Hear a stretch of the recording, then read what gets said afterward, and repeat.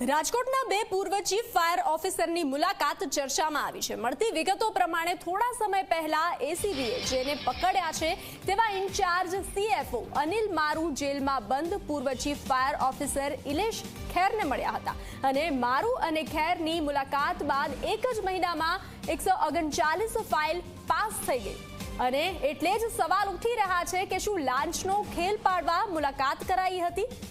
Jail મેજિસ્ટ્રેટની visit વખતે બંને વાત કરતા નજરે પડ્યા હતા। મોટી વાત એ છે કે અનિલ મારુ જેલમાં ફાયર ઇન્સ્પેક્શનના નામે પહોંચ્યા હતા અને ટીમને સાથે નહોતા લઈ ગયા। મહત્વનું છે કે ટીઆરપી અગ્નિકાંડની દુર્ઘટનામાં ચીફ ફાયર ઓફિસર ઇલેશ ખેરને ગત તારીખ 26 જૂનના રોજ જેલ હવાલે કરાયા હતા અને ત્યારબાદ રાજ્ય સરકારે રાજકોટ મહાનગરપાલિકામાં ઇન્ચાર્જ ફાયર ઓફિસર તરીકે અનિલ મારુને મુકાયા હતા।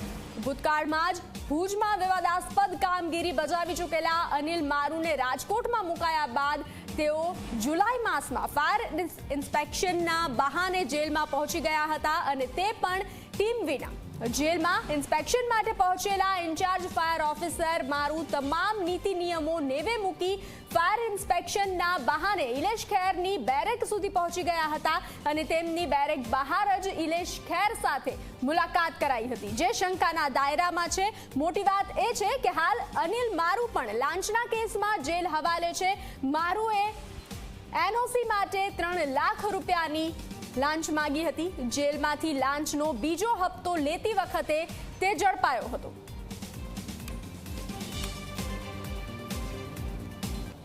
તો અનેક સવાલો આ મુલાકાત અનેક સવાલો કરી રહી છે।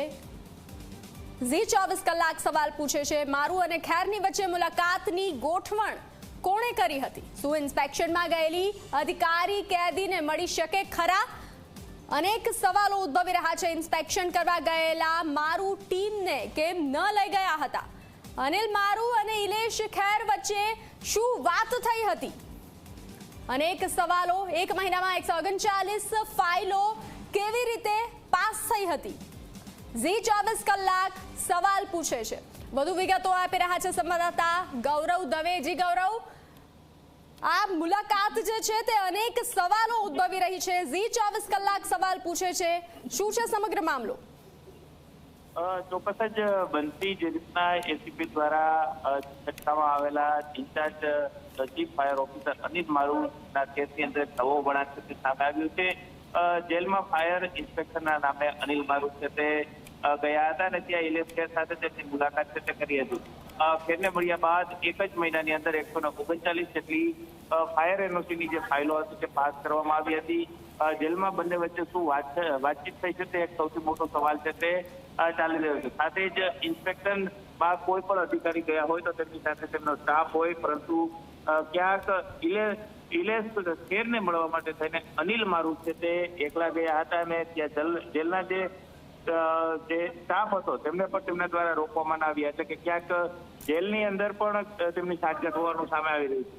ફાયરના અન્ય સ્ટાફને લીધા વગર જે મારુ છે તે એકલા જ જેલની અંદર ગયા તો જેલરે પણ અનિલ મારુની ઇન્સ્પેક્શનની વાતની પુષ્ટિ છે તે કરી છે। સાથે જ લાંચનો ખેલ પાડવા બંને મુલાકાત કરી હોવાની ચર્ચાઓ છે તે ખૂબ જ ચાલી રહી છે। બંને વચ્ચે જ્યારે મુલાકાત બેરેકની બહાર છે તે થઈ રહી હતી એ દરમિયાન મેજિસ્ટ્રેટ છે કે તે વિઝિટ માટે ગયા હતા અને ત્યારે બંનેને બેરેકની બહાર આ પ્રકારે વાતો કરતા જોતા તે પણ ચોંકી ઉઠ્યા હતા। બંને વચ્ચે મુલાકાતનું શું કારણ હતું તે એક સવાલ છે તે ત્યારે જોવા મળી રહ્યો છે અને હાલ અનિલ મારુ એસીપીના ગુનામાં જેલમાં છે સાથે જ ઇલેશ ખેર જે ટીઆરપી ગેમઝોન અગ્નિકાંડ પ્રકરણની અંદર જેલમાં છે, એટલે કે બંને અધિકારીઓ છે તે હાલ જેલમાં છે। હવે આ અંગે પણ તપાસ કરવી એટલી જ જરૂરી છે। જી ગૌરવ, જાણકારી સાથે જોડાવા બદલ આભાર।